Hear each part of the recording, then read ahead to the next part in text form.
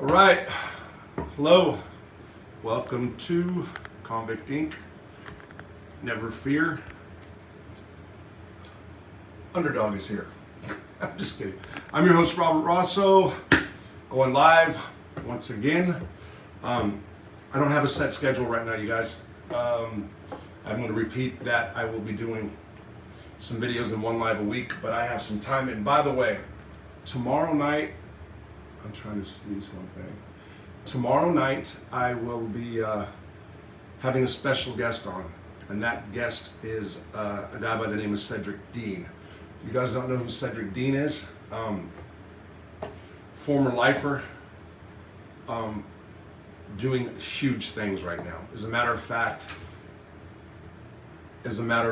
Cedric is, well, I'm going to let him tell his story. He has reentry centers in Charlotte. Federal inmates are staying there, and it's a pretty big deal that somebody who had a life sentence in prison, a friend of mine, we did some time together, we did a lot of things together, is now operating, or he owns some reentry houses. And man, I'm talking, Cedric's the shit, so to speak. So first I want to discuss or weigh in on, okay, let me say something here real quick. Put that wood paneling back up. Not now. I'm in an undisclosed location. So, and the flag's not hanging too, and I know there will be some people saying that, and don't worry, it'll happen over time. Again, this is temporary stuff. So, there's a guy by the name of Shawn Hopwood. If you guys don't know who he is, I don't know if Chad Marks, by the way, I don't know if Chad Marks is doing a show about this tonight. I spoke to him earlier. Briefly, our schedules conflicted, what we were doing at the time, and it was a shock to find out about Shawn Hopwood. Shawn Hopwood, bank robber. I think he did 14 years. I forgot what he was originally sentenced to. The guy was a jailhouse lawyer, either in Pekin or Greenville, one of the prisons in Illinois, FCIs. Became a jailhouse lawyer, got his case all the way up to the Supreme Court. Won in the Supreme Court, not once, but twice. And that is huge. Shawn then gets out of prison, goes on to become a lawyer, gets his law license. What's up? I can see that, by the way, convict. I can't see who it is, but what's up? Thanks for your support. Shawn goes on to get his law license, and he's a professor at Columbia. I believe it's Columbia. It's not Georgetown or Columbia. And is second up there with FAM, which is Families Against Mandatory Minimum, if not running it by now. I had the whole report about what Shawn did. Apparently, court documents out of the DC circuit show that Mr. Hopwood was arrested for assaulting and kidnapping, just crazy stuff with his wife. No, I don't know the details, and I hope nobody rushes to judgment right now. Everybody has their day in court. I will say it hurt because I'm on this thing right now where I realize more than ever that guys who are formerly incarcerated and fuck up really hurt other guys in prison, and I mean that, and that's myself included, especially myself, by blowing chances given to us by people in the court systems that judge and et cetera that took really big chances on letting us out and making them look bad. But anyway, I did see some of the court documents, and it was his wife, Shawn's wife, that made the reports, the statements, and I hope she's well, first of all. Never want to discount or discredit what she's saying. I just don't know the circumstance, and nobody does. Marriage has everybody. Marriage can be difficult. I can say that. So nobody knows, and I hope people don't rush to judgment. Nevertheless, just him even being arrested when a guy is he's like a professor at law now. This guy's teaching. I say professor. I don't know if that's the exact. But anyway, this guy's teaching law. He was in prison. I mean, holy man, it's just terrible. But anyway, I wish him the best. I hope his wife's doing fine. I think they have kids. I'm not sure. I don't know Sean. I reached out to him, never reached back. A long time ago when I was in jail. But this guy's super busy and he's really sought after, so I don't hold any grudges that way. Yeah, it just hurt to say that. Before I go on with what I'm going to talk about, I want to address one thing real quick. Somebody who I consider a friend, YouTube sub, who I not only not only corresponded with, but have talked to on the phone many times, sent me a message saying that one of the YouTube content creators that has a show with another guy, one of the what I used to refer to as mob fanboys, I guess they had some negative things to say about me, and only thing I can say back is I wish them both well. The mob genre is, even though it's popular with people on the East Coast and others, and you know, it's part of true crime. It's to me, it's a niche. It's a small genre. I don't want to discount. I don't want to, downplay it. It's there. But this is one of these mob content creators that has never been in that life, but chooses to talk about it and all that stuff. But I wish them both the best, and anything negative they have to say about me, I no problem. You guys got that. You guys need to make content. That's cool. I hold no grudges about that, and I wish them both well. Okay, so anyway, here's what I was going to talk about tonight. I'm going to talk about first days in prison. I've had so many people, especially when I first got out and was dabbling in some legal assistance and consulting. Did a few cases, never really got off because I started drinking, using, and all that stuff, and that's the truth. People would always, that have not been to prison, would reach out and want to know about what to do, first days in prison, how it is, this and that. So I'll just tell some stories about my life, my first experiences in prison, and let's see, Bella Rose, okay, whatever. I can't. So anyway, right on. I just got that. Okay, so anyway, I'm not going that. Okay, so my first experiences in prison and so forth. So first time I was arrested, I was 15 years old. It was for possession of marijuana in high school. I was in the 10th grade. I started school early for my age, so I entered the 10th grade at 14 actually. So I turned 15 in the fall, and then birthday's coming up soon, by the way. That would be a good time to donate money to the channel. So Cash App, no more prison cells back. That's my Cash App that I was using before. Yeah, no more prison cell. And I'm going to tout that from the rooftops. Anyway, the first time I got arrested, it was for possession of marijuana, and it was actually intent to distribute, but it was a possession charge. I got kicked out of high school for it, but they brought me to the substation in San Pedro, and they put me in this little holding area that was no bigger than a closet, and it really, it was shocking as a kid being in there.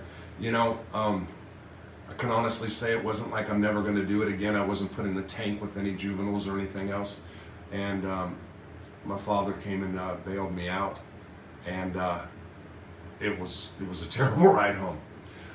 Anyway, the second time really, and I don't really have much to say about that. I'm just trying to go in chronological order of my arrests, being in jail, and so forth. The second time was in Catalina Island. I was 16 years old at the time, and me and was there three of us on the boat. My friend Bob Daly his parents had a boat. It was like a 32-foot cabin cruiser, sea vessel, whatever you want to say, and we stole it. Or I didn't steal it, Bob stole it, but we all went on it, and this was in the summertime. Matter of fact, it would be the summer of '85, and we took the boat out. We used to take the boat fishing out a lot, just as kids. Bob actually went to school to be a captain at one time, but he knew what to do with the boat, and we went out on some rough seas at times as well. And anyway, we went over there, and of course we weren't supposed to. His parents were out of town. We took the boat over to Catalina for the weekend because it was the I think it was the 4th of July weekend, as a matter of fact. And if you know anything about Catalina Island on the 4th of July, it's just jumping. And of course, we had girlfriends that went. At the time, I had one that was very wealthy, and her parents had actually the biggest boat in the harbor. And it was, we parked, or not anchored, moored, I guess you say, close to that. Anyway, on the way over there, we were drunk, high, whatever, and I had the only pack of cigarettes. And Bob stabbed me. Literally, like stabbed me with a knife because I wouldn't give him a cigarette.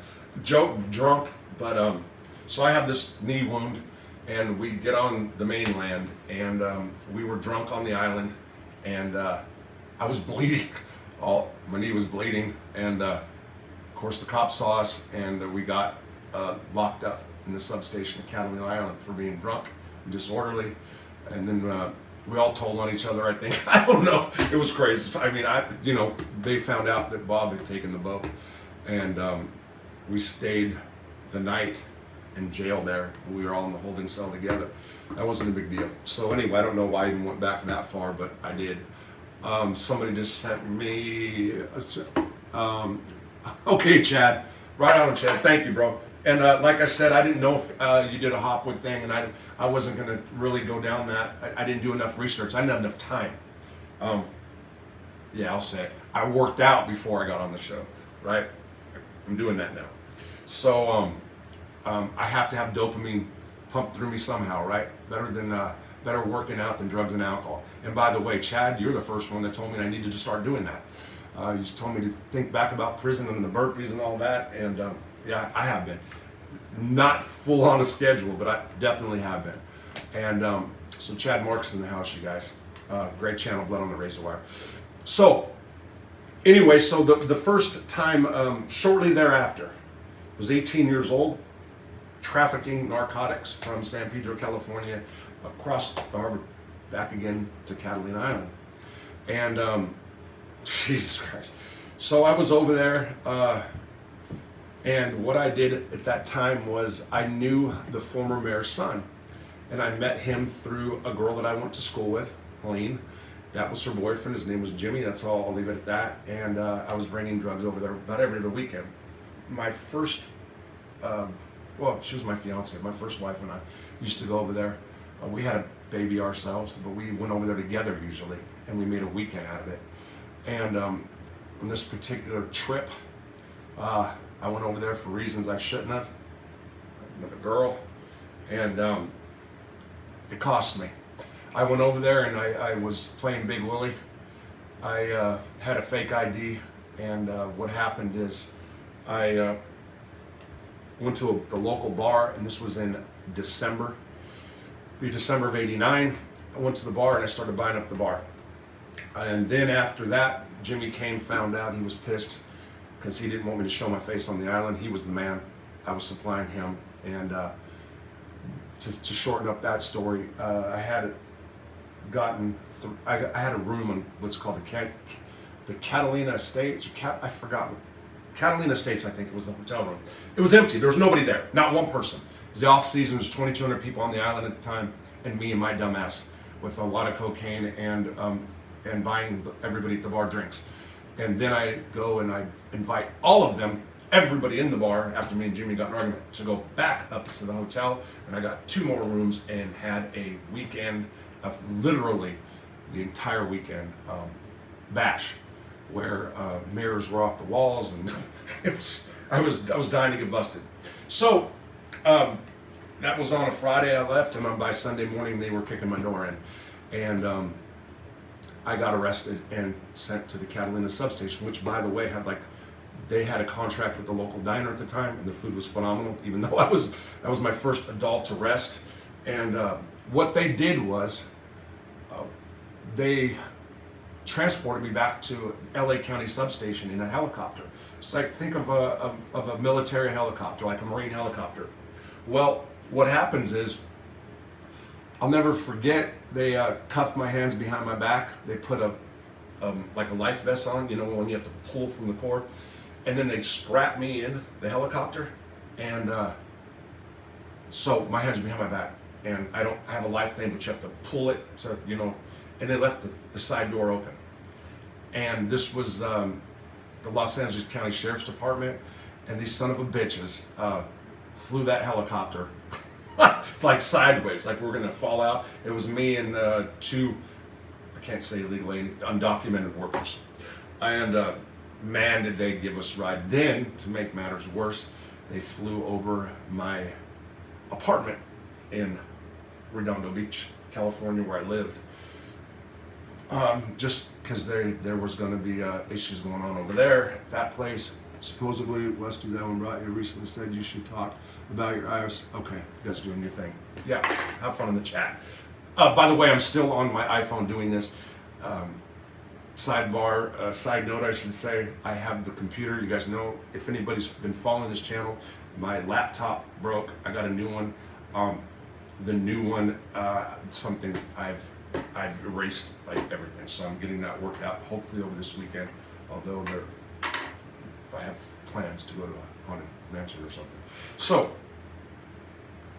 I go to Cal. So I get off the helicopter. We end up at Downey substation in Downey, California. I don't know why. No, it was a substation in Long Beach. No, it was Downey.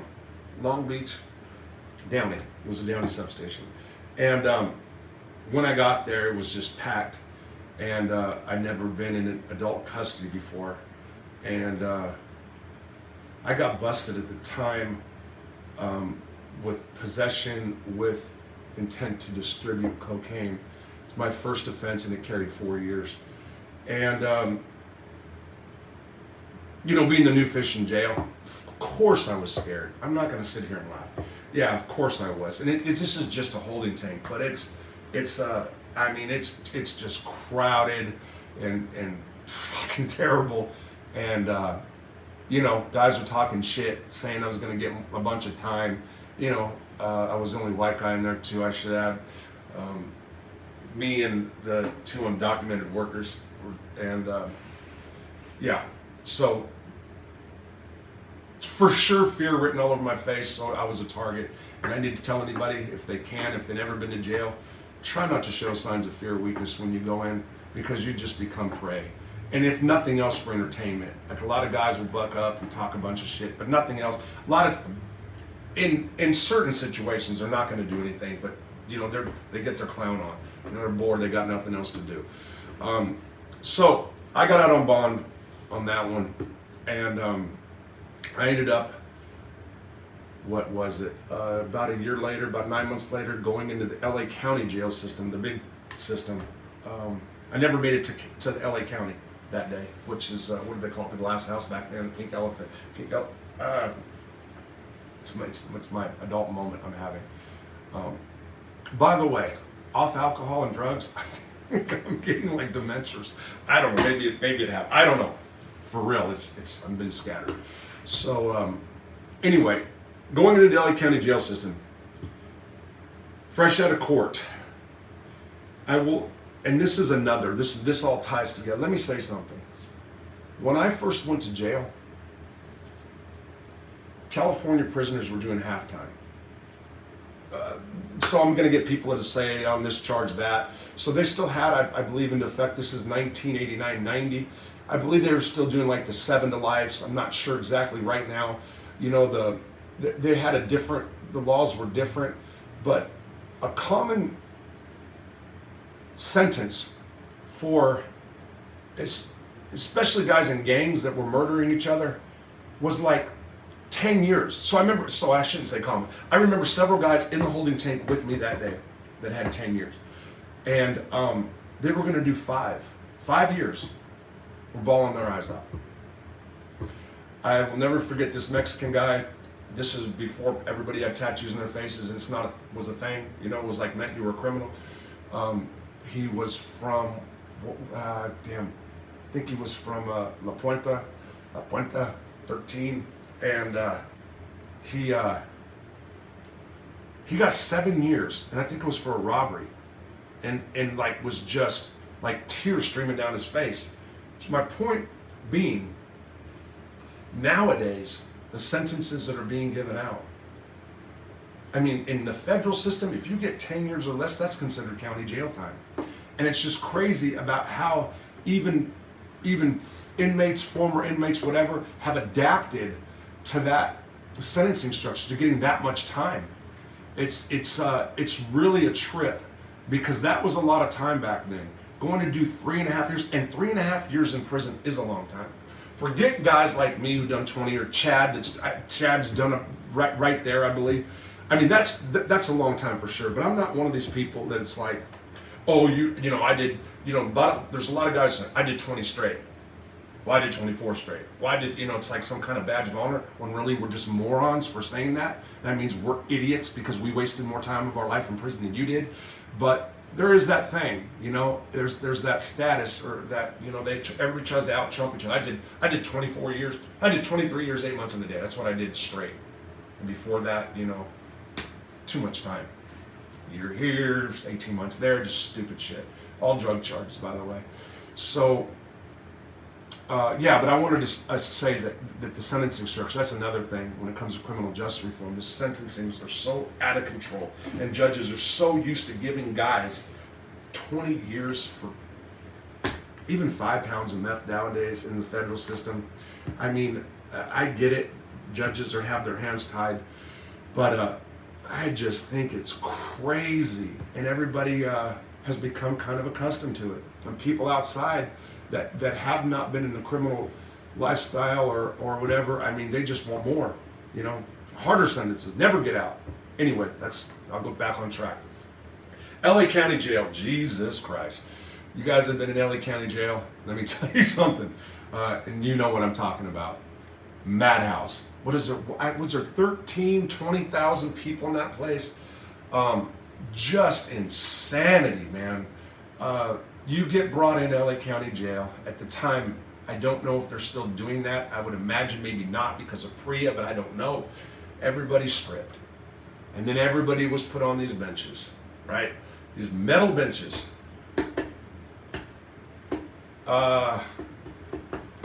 Penises to buttocks. I'm trying to think a way that YouTube doesn't slam me. I mean, you got to scoot forward. So God forbid somebody doesn't wipe their ass right? I mean, I'm serious. I mean, you're scooting forward like this. And and there's benches. I mean, it's hours in this place. First they hose you down, shower you down, delice you and all that other stuff. And then it's just 8 hours in like this, It was, my God, my poor little scared white ass. Yeah, it was crazy. And then they put me in 9500 block. If anybody knows about 95, that's on top of the roof. There's a bunch of movies that have been filmed up there or based on that.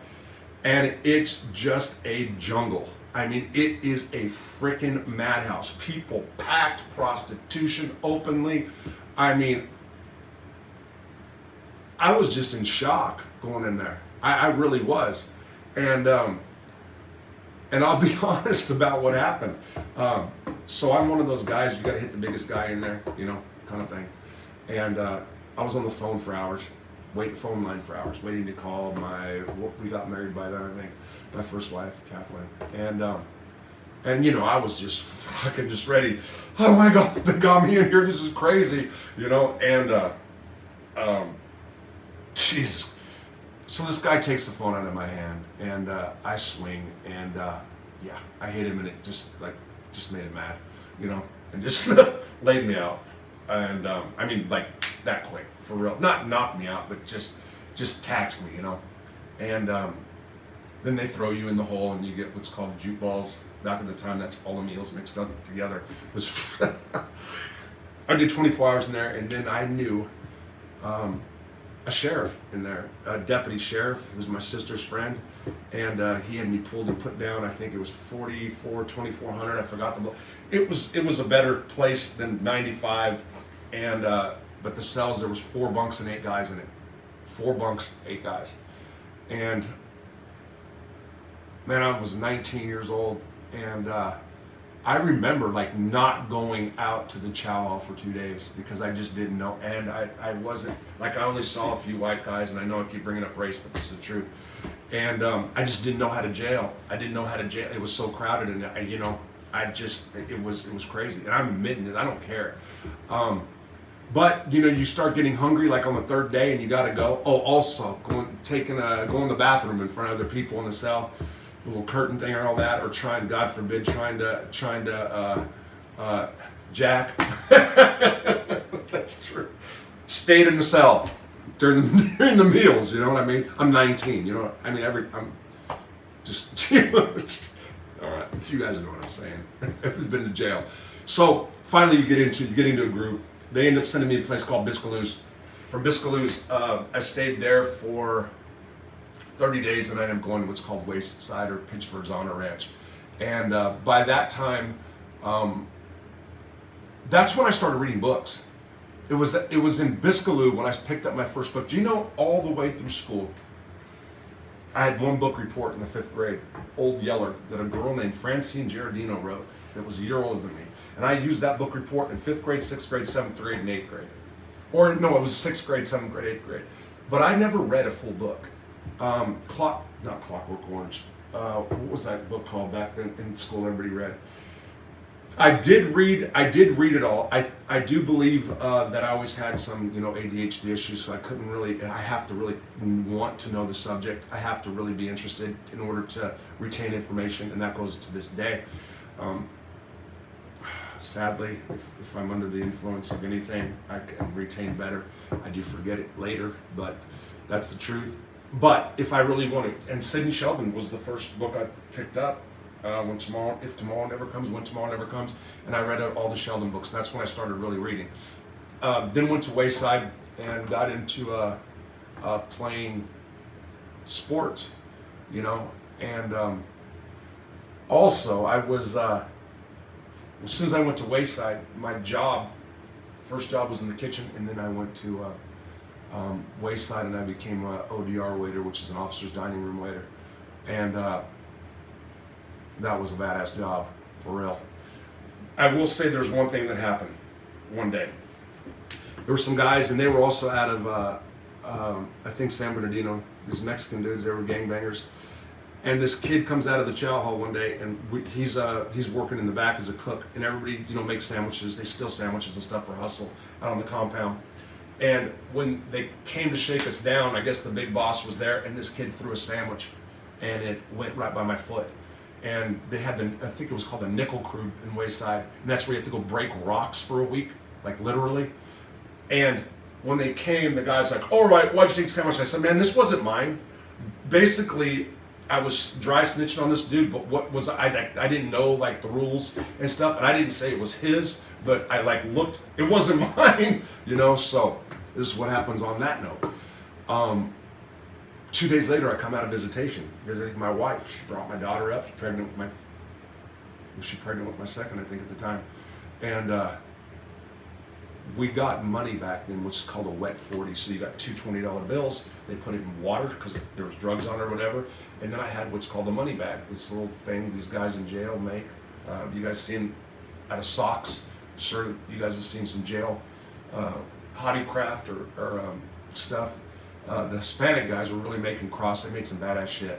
And I had a money bag, and I put my wet 40 in the bag, and I walk out, and I'm surrounded. All dudes from San Bernardino.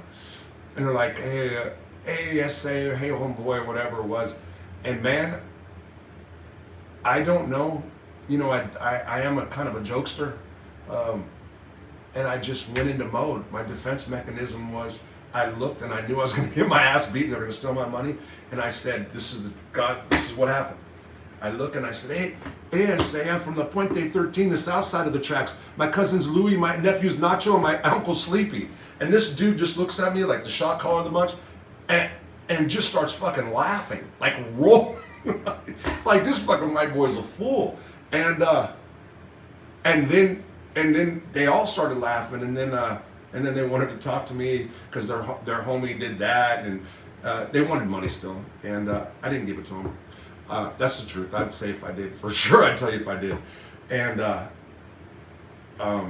You know what I did do? I bought the one shot caller joint and smoked it together. That's what ended up happening. That's what happened, for sure. Yeah. So that was the LA County jail system experience. From LA County Jail, I got 4 years joint suspension. 1 year. That's 1 year in county jail. I did 63 days. At that time, got a freak kick out. It was actually the judge brought me back for supplemental hearing, or I think it was called. I did 63. Most guys were doing 9 months on a year. You know, I had good attorneys. Okay, that's the truth. That's the truth. And by the way, when people usually say that, it means they told. That's a flag, by the way. So people in prison say, I got a good attorney, and they had that's popular in the feds. Okay, so if people say you're facing a mandatory minimum 10 years. Oh, I had a good attorney. I got 3 years. Yeah, you told. Just a little side note. But yeah, Ted Viganos was my attorney. He represented the first guy that did the GBH date rape stuff, by the way. I saw him on TV. And Peter Priamos was another one of the attorneys at the time that I had. Anyway, let's move on. So then I get violated on my probation. 4 dirty cocaine. I never pissed clean once. 4 dirty. And I go to probation officer one day. He asked me to come clean, tell the truth.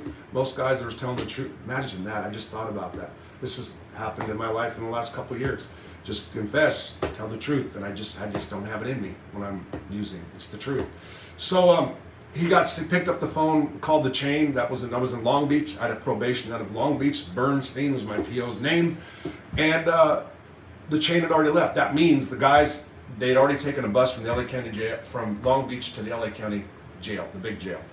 So I missed it. And he told me to prepare my shit, prepare for court. We're gonna have a court hearing, and I stayed in Pete. I moved, lived right across the street from Lomita. I lived on top of Lomita Sheriff Station. I figured the obvious was the oblivious or whatever.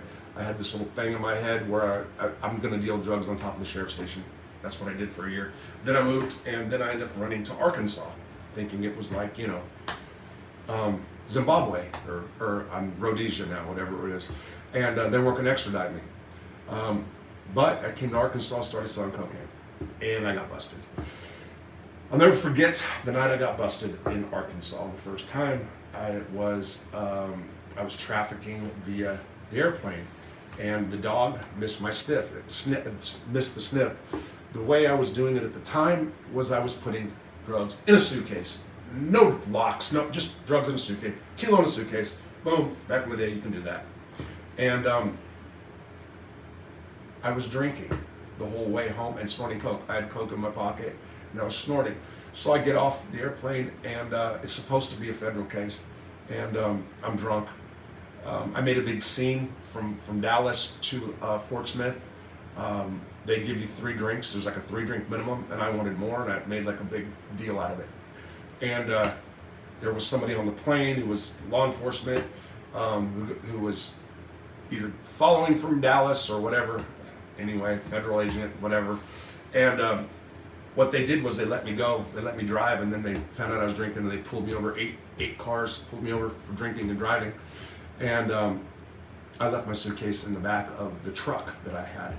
And I wouldn't give permission to search, but they didn't need permission because my suitcase was in the back. And if it's in the back, that's open area, and they unzipped it, and voila, there was the drugs. Then I went to the Sebastian County Jail. And let me tell you something about Fort Smith, Arkansas, the old county jail, which is on top of the courthouse. Bars, it was all open bars.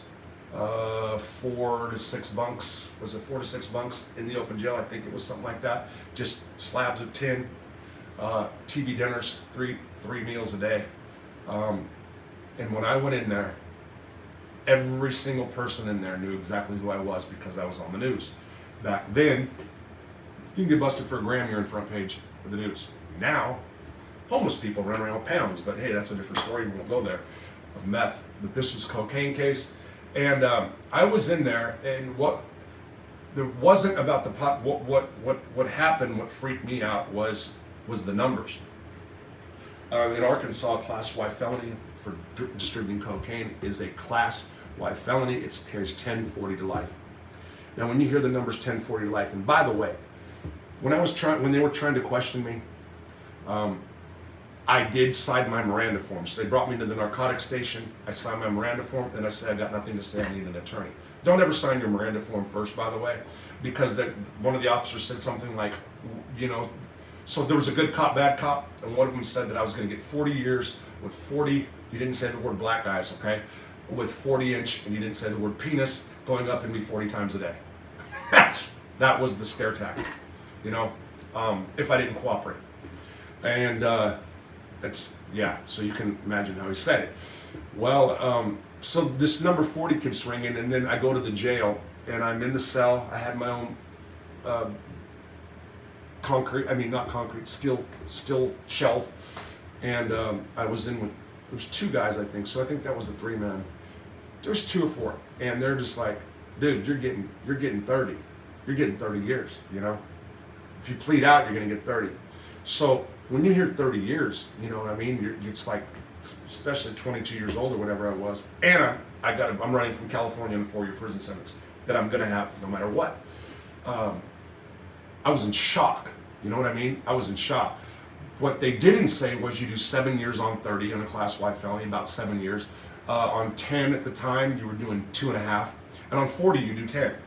Now that still would have been a lot to me back then, but that wasn't a bad experience as far as the people in it, the inmates, the convicts, prisoners, whatever you want to say. I was out in a few hours. I was bonded out, and then the media storm came about it. But anyway, so I ended up going down about 1.5 years later. I was able to stay out because of my back. I had disc problems. I had back surgery, which actually postponed my incarceration, and then I had to turn myself in. And turning myself in was like the hardest thing freaking ever at that point. And California caught up with me. The time was run concurrent, but I got screwed up where I had to go back to California at some point. But when I got into the jail that time, that's when I started kind of learning how to jail, is what, is the term. And that was, so when I turned myself in, you go through the stages. The stages are usually, it depends on what happens going on with your personal life. And at the time, me and my first wife, the marriage was unraveling before. So, what I was trying to do is control the situation and making it worse. So my time was spent, a lot of it was spent on the phone. And I had this dude, his name was Thomas Chambers, I think he's dead now.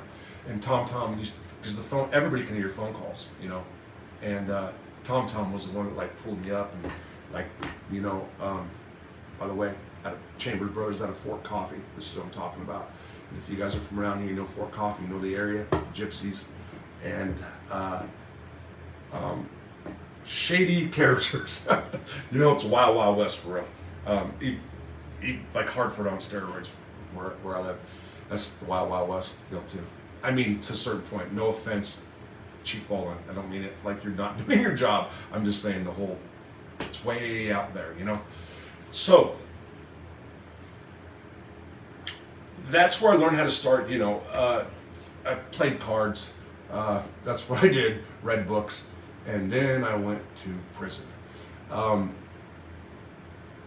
In the Arkansas Department of Corrections back at the time, you had to go to Pine Bluff. Pine Bluff is diagnostics. And I'll tell you what, they really were thorough in diagnostics. Also, they would have people read out loud to try to gauge your education level or your reading level. And I think I think my reading level was like in a 6th or 7th grade at that time. Reading out loud, like words, if you stumble. So, they need a federal consent decree volume. Joey, what's up, Joey? I just saw something about volume. I don't know if you're talking about my volume. Camilla Flacco, what's up? Okay, get to diagnostics. They do 3 weeks. We were doing 3 weeks in a cell by then. I just want to make sure, get your grade 10 now. Got your grade 10 now, Rich. You never know. No, I got my GED in State Penn, not Penn State, the State Penn, Calico Rock, By the way, I took my pre-test and I passed it. I never had to go to school. I just took it and I passed by 2 points. And by the way, my reading level right now is 11th grade, just so you know. The person who said 10. Yeah. So what happens is when we were about to get sent to prison, so you're locked in your cell and you get a Bible for 3 weeks. And Bible, back then, just a Bible. And so I read the Bible a bunch of times, but I did that in Catholic school as a kid as well. So the speech, right before we get sent off to Cummins, which is one of the old prisons in Arkansas, a guy stands up on a table, says, "Can I have your attention?" And said, "Stay away from zoom zooms, wham whams, tobacco, and drugs. If you were young," he actually used the words that rape was rampant. And I'll never forget, like, just looking at a correctional senior staff member and just saying, keep a soap on the rope, like making a joke out of it, and other guys like laughing. And I was like, I, at that point, had already seen a rape. I seen pressure punk stuff in LA County Jail that I'd consider, but I'd never seen a rape until the first day at diagnostics. So they spent 3 weeks in a single man cell, then they let you out, what's called pre-barracks. And that night I seen somebody get gang raped and smelt somebody get gang raped. And it is nothing nice. So I heard stories, horror stories about Arkansas. But then I get to Cummins. And everybody but one other guy that was white, as soon as they came by, and they said, "You want PC?" I didn't know what PC was at the time. Might have jumped on the shit. I don't know. But I didn't know, I'm telling you. And all these white dudes were going to PC, and I'm like, "What the hell's PC?" And they're like, "Protective custody." I really didn't even know what that was at that time. And it was 89 or 91% black, that prison at the time. And as soon as I went out into General Pop, as soon as they opened that door, it was 11 o'clock at night. Oh, I gotta back up. So when I get off the bus at Cummins, I started sweating like I was showering. I swear to God, it was like the way it looked, like an old prison farm, like something Blue Baker, that movie was based off it. But it was just it's flat land, it smells swampy. It was like, holy fuck. Guard towers were a little strange. It was just walking into that place. It was just like being in this tunnel vision, And I remember I was nervous and I started sweating, which made it worse. And at that time, I was a fat kid. I had left California a year and a half before, and I surfed. And I went to Arkansas and I ate. That's what I did in Arkansas. And I fished and ate and smoked weed and did coke at night and got gained almost 100 pounds. I was like 270, my biggest, my fattest. And then I was like probably 260 when I went in. I was big. And so imagine a big scary fat kid or something, that's the way it looked, sweating. You know what I mean? I could, now if I looked at me now, I'd just go, Jesus Christ. So went in. There were some guys I knew who to look up. He was there. He was a clerk, by the way. Back then, clerks were all inmates. All the inmates did your paperwork. They knew everything about you from the jump. And it's your attorneys on there, and they'll name your attorneys. So if you have a certain attorneys out of Fort Smith, you're automatically deemed rich. I'm white, and I had somebody called Eddie Christian, and so there was a guy named Mike Utley at the time down there, and he had Eddie Christian Pro Bono Jr., which became a friend of mine. He's now deceased. Utley kind of told me a few things, what to do, what not to do, and all that stuff. But as soon as they opened that door, the door from the hallway where you come in, out into the prison, it was just like screaming, like loud screaming. And there were people. My stepdad was locked up in Parchman. Wow. Oh, Parchman. Absolutely. Yeah, that's a rough son of a bitch as well. So there were dudes on the bars jumped on the bar, like grabbing, like jumping on the bar, screaming, you know. I don't know if I can't remember if they said new fish are coming or what the term was. But they were like saying, I'm going to fuck you. I swear to God. And it was just like, I mean, with like saliva coming out of their mouths. And it was just like, what the fuck? And it was crazy. So I ended up in what's called Little Saigon. That was 11 barracks at the time. I slept in my clothes and boots. By the way, people who go to prison, don't ever sleep with your clothes and boots on. It makes you look scared, okay? Luckily, I was in an area, there was a couple guys that were down for Sebastian County, didn't have any drama at that point. But I say all this because there's so many things I did wrong that I would tell people now. You have to put your game face on, especially when you go in an environment like that, because you can't make yourself prey. Luckily, I was big and fat. You know, who's going to look at me and see love in their eyes, right? That's the way I looked at it. Although I did have an issue that I had to fight my way out of, because in Cummins at the time, back in the, people know in the 80s or 90s, it was all about sex. It was all about rape or pressure punks. They wanted to see, you know, if people came up and literally said, who's going to choose your daddy? You know, 4 or 5 guys. And that's how it was back then. And they want to see weakness. People in prison and people, I would argue, that have been in prison or on the streets, if you see sign of weakness, they're going to pounce on you. And I have seen so many guys, I'll never forget a guy from California, and I don't even know his name, and I'm not going to do that to him, who had white pride on his back. He was a member of a certain California prison gang, and he was, by all appearances, about it, if you guys know what I mean. That means he was like a convict guy. On his knees in the bathroom sucking, performing fellatio, okay, YouTube, performing fellatio with white pride on his back. The guy was black, and that was just like, that stood out on me, like just, that was the second night, I think it was the second night I was in, and Arkansas at the time, they didn't condemn sexual behavior, and I'm talking about the staff and inmates alike, they condoned it. It was a status symbol. Skip now to, well, let me go ahead and fit. So, I do the Arkansas Department of Correction. I go from Cummins, was there a short period of time. Calico Rock was like, almost like a PC camp. It was soft. It was about 90% white. Everybody that was black or African American or Mexican or Hispanic at the time did not want to be there. It is in the mountains. They have the Ku Klux Klan symbols on the graves, which prisoners have to go clean. To this day, I don't know if they still go clean them to this day, but there are Klan symbols on those graves up in Calico or in that area. That's by Harrison, if you guys know, that's Klan, whatever.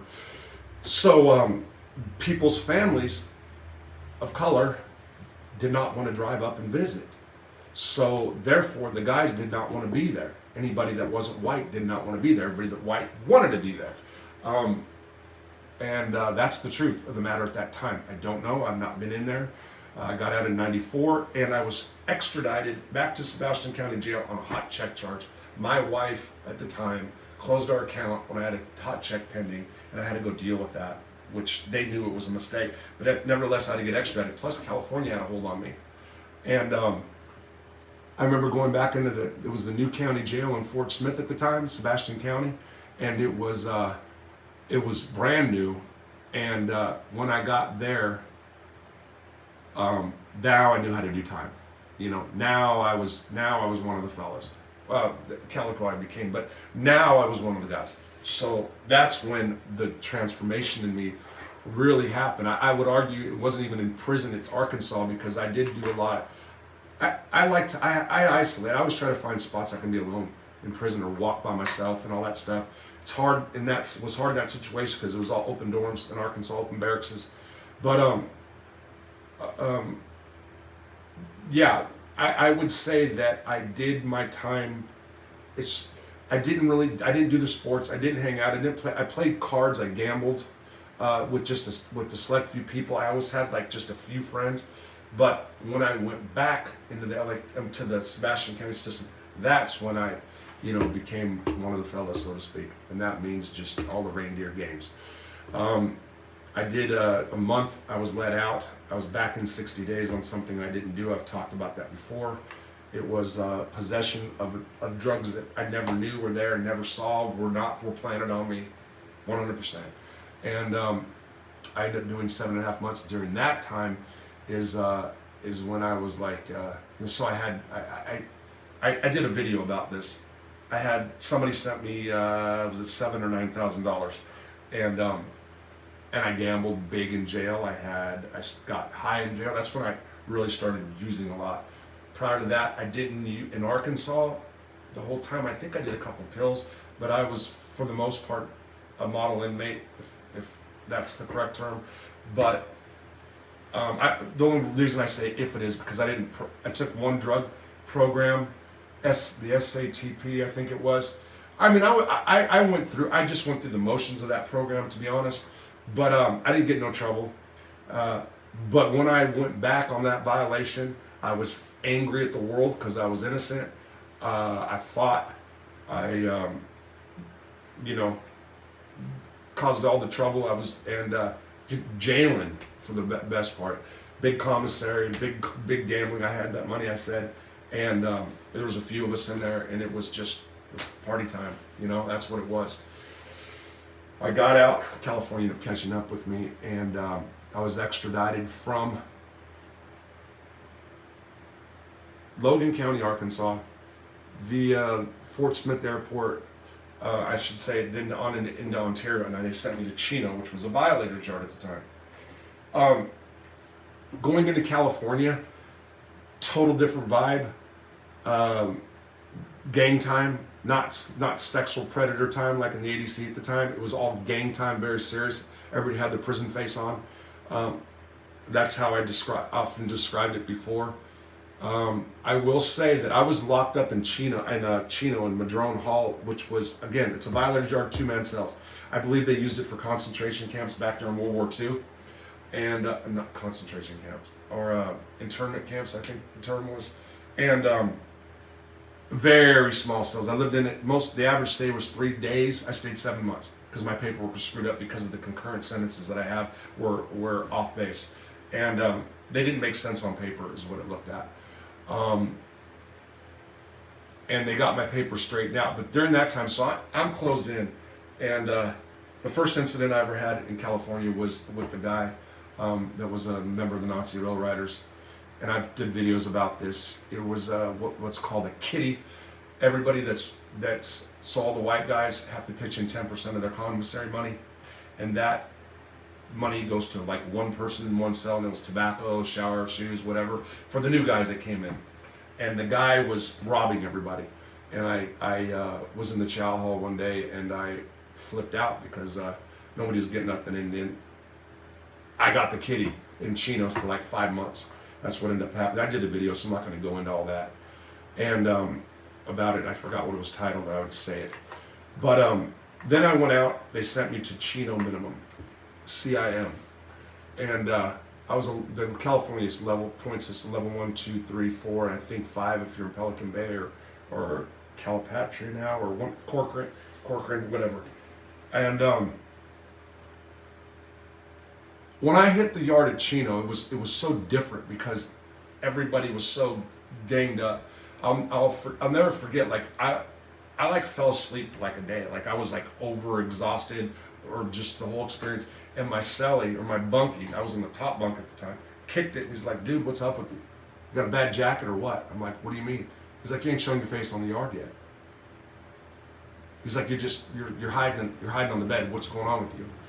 And I think, I don't even know. Like I was just exhausted, but for sure, I don't know if fear's the right word of that, but it was just, I was in a cell for 7 months. I don't know, and I didn't know anybody. I didn't know, but first night, I went out that night. I went to dinner that night, and then I went out on the yard, and I saw a guy. His name was Thumper. He was a Nazi lowrider, and he knew me from Madrone Hall. I run into Kitty, and he had a street bottle of alcohol. I think it was vodka, and dope. and meth. Not dope, I should say. California, we call it dope out there, heroin and meth. And I did it that night. And then in Chino, you know, I used, and so using the drugs then made me like the social butterfly. And then I was, you know, and then I was in the white car, and I became a medical clerk. It's pretty smooth sailing, you know. I mean, for me, as far as that goes. One fight, I thought about that today, because I think I said I didn't get any fights in California. It was this older black dude, and it was over our bunk space. They kept moving the bunk back and forth, and we went in there, and it was pretty even. And we were friends, actually. It sucked, but we were cool after that. But when you have a black and white issue in California, Jesus Christ, it's like, it's so political, it's nuts.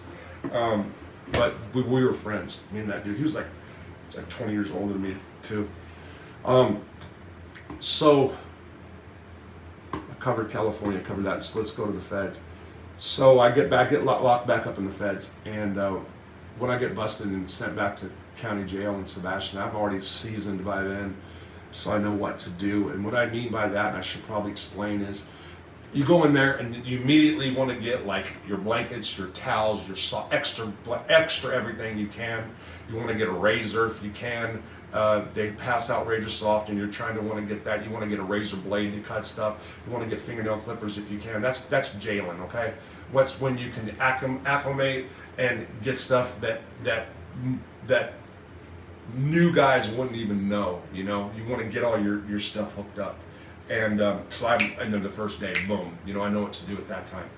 And then, you know, I stayed there fighting my case. Ultimately got life without parole, sent into the feds, which at the time was in Oklahoma City Federal Transfer Center. Sweet. It was sweet. That place was like new. There was girls.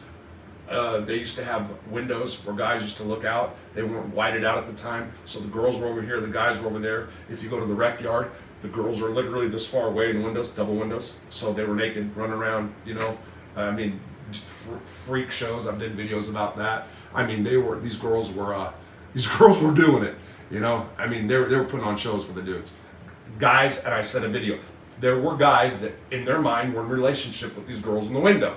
They were just girls in the window, but they were like, they didn't know them, but that was their girl. And they would write, you know, they had letters A, B, C, D, like on different pieces of paper. They'd sit there all day and they'd send little love notes or whatever they were doing. And then there was guys that would fight because you're looking at my girl and writing my girl. Fucking insanity. But that's what happened.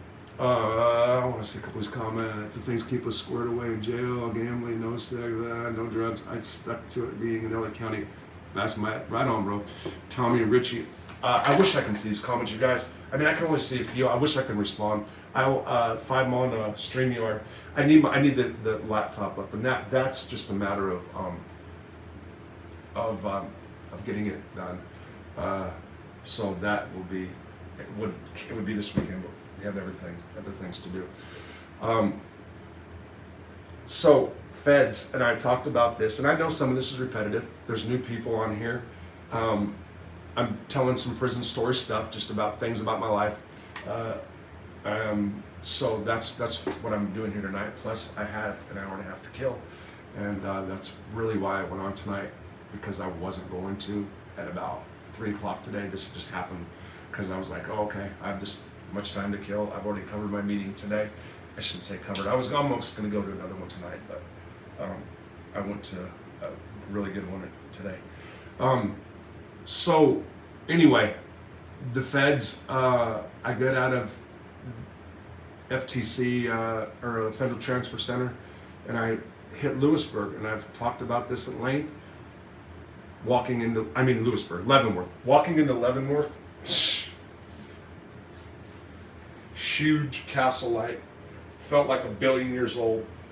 Never forget the smell to this day of the basement when you walk through.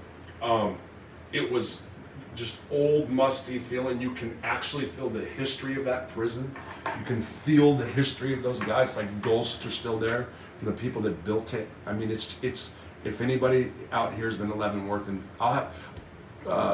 they know exactly what I'm talking about. By the way, Johnny Bartz will be on here Next week we haven't got a day yet. Johnny Bartz, if you guys, I did an interview with him, member of the Hells Angels, just a fucking great guy, really positive influence in my life, and actually has arguably helped set me in the direction that I'm in right now.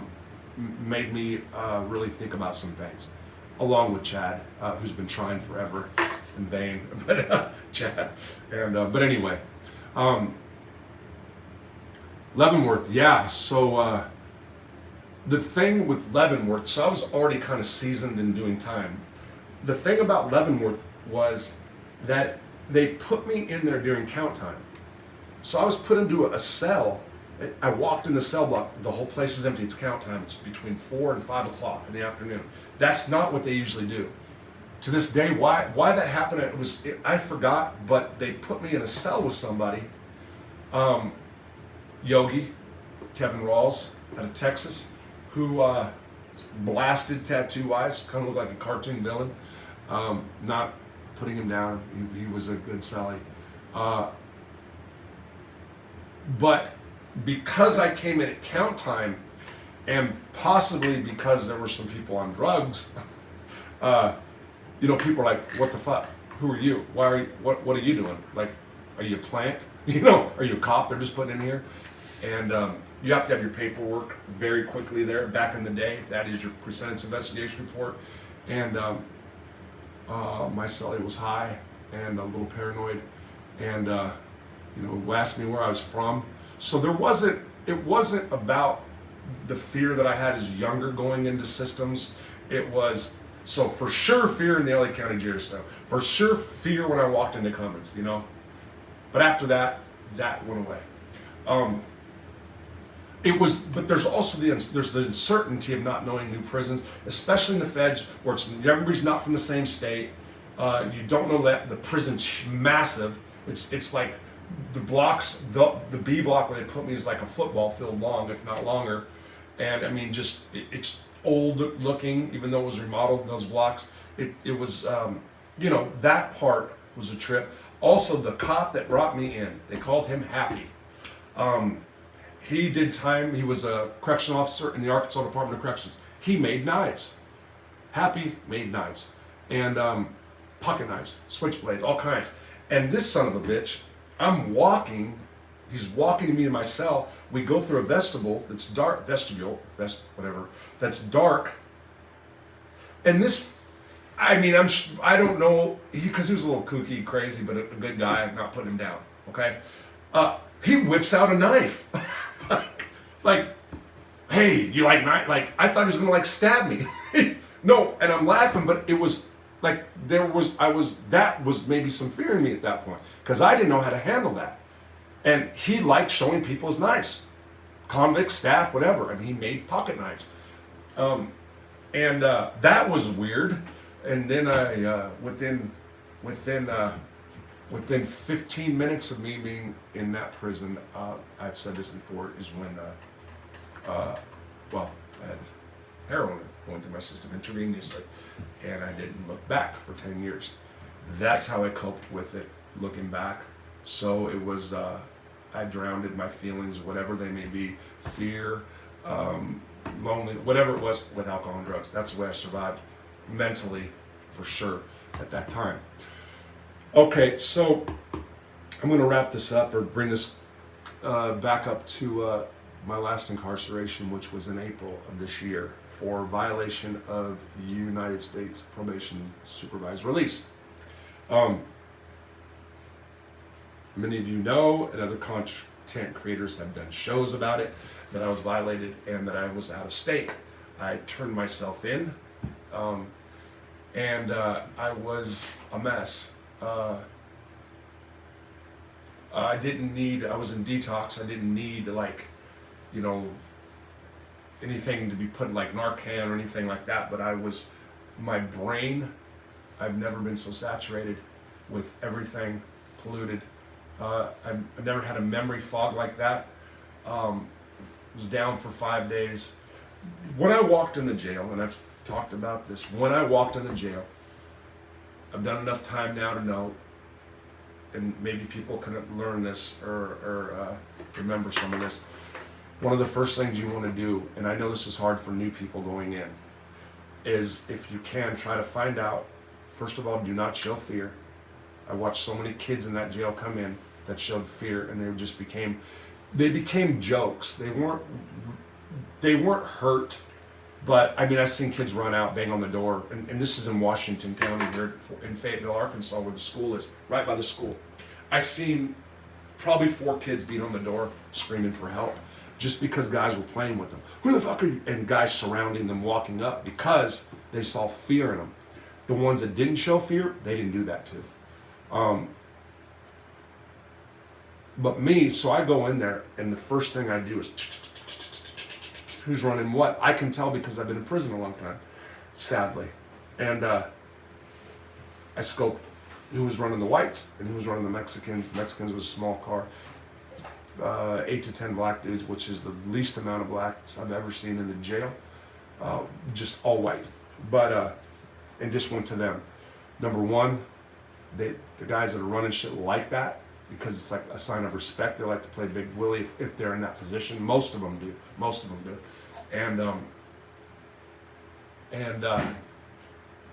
And I went to them and told them my needs. You know, what's up? There's people on the floor.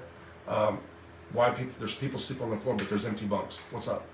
And because I was getting a bunk, and some of the guys, and they're all white, did not want people living above them. A couple of them ran stores, so they wanted their store. If you don't know what a store is, you buy a bunch of commissary, you sell it for a higher price, 2 for 1. Give somebody 1 box of Nutty Bars or oatmeal cream pies, you get 2 boxes back. So they have their top racks are full of their store stuff. They don't want to put it on the floor. They want to put it on the top. But meanwhile, I'm identifying at least 5 empty bunks. And so and then there's just mattresses everywhere of guys that wouldn't like say, hey, I'm going to sleep there, you know, and just deal with it, you know, get a bunk. Most guys just don't want the drama. But that's what I did. And, you know, the white dudes actually gave me a spot on the floor. I did not want to be on the top bunk. I think I would have fell off for sure my knee. I got a bad knee. I mean, I actually need surgery, but I'm fine. I'm fine. U.S. probation. I don't need knee surgery. I'm fine. I'm capable. I'm not gonna skip work. Anyway, so that's an inside joke. But my knee is messed up, and it was really bad then. So you know, drugs and alcohol numb it, and when you come off it, it's just pain, you know. So I went to the Mexican dudes. I'm from California. I know a lot of Hispanics, Mexicans. Now they're not Mexicans anymore. They're everything, around everywhere, because the border crossing, which is not a bad thing. I'm just saying it's weird because I used to just say they're Mexican. Now you can't say that no more. What are you talking about? What are you talking about, Holmes? I'm from Guatemala, Honduras, Venezuela. Not too many Venezuelans, but anyway. Homeboy from California, clown, Springfield, hooked me up, bought him up. And that was because I was able, because I'm old. Because I'm old school now, I'm old head now. You know, that's weird too. You know, when in youngster, and then they come out like now I'm like Gramps or something. I'm making jokes. And I don't mind being old school, whatever. But yeah, so I just wanted to come and talk about first experiences. And believe it or not, some of you guys might say, who cares? But there's so many people that ask these many times over the last couple of years. So I just want to kind of wrap it up by saying to anybody that's new, that's never been incarcerated, that knows somebody that has, my advice is don't be a fool. You know, don't act too hard for the yard, too hard for the cell block, but just stick up for yourself. You know, no matter how scared you might be, keep your game face on. That will help you out a lot. Meaning, just you know, try not to show any signs of fear, because you don't know. You hear all these stories, you see these prison shows about rape, and you know what? There's shit happens in jail. Put a bunch of men together, you know. Lot of I was going to say, I was gonna say sharks, and but I was saying the wrong kind of fish. Mackerel, I was gonna say. Anyway, a lot of big dogs. I mean, a few big dogs, sharks in there. A lot of little fish, little bottom feeders. Personally, if you're in that position, try to be the whale, not the sharks. 'Cause sharks just eat each other. Whales just kind of, sharks don't fuck with them. Ah, it's my little spin. I was making jokes. All right, so I'm gonna end here. Thank you guys for being on. I appreciate it. Any donations to the channel or to Cash App would be much grateful. I appreciate it. What's up? The Wasso Wrap Up. John Wolf, that was good. Okay, I can see you guys right now. I'll read a few for a minute. Somebody retracted, so it must have been bad. But no big deal. I do appreciate you guys being here. Tomorrow night, Cedric Dean. That should be pretty. Stay safe. Carmela, thank you. Falco. Cedric Dean, you guys. If you guys want to talk about success stories, have a good night. Thanks, Nick. I would really like you guys to be there for that one. This is going to be. This is a guy who owns reentry houses and who has programs, has made programs for people in reentry, has made reentry programs, drug programs. When I'm together solely, I plan on doing big things with Sed and with Chad if you'll still have me around. Take care. Have a good night. And I always don't know how to turn this off.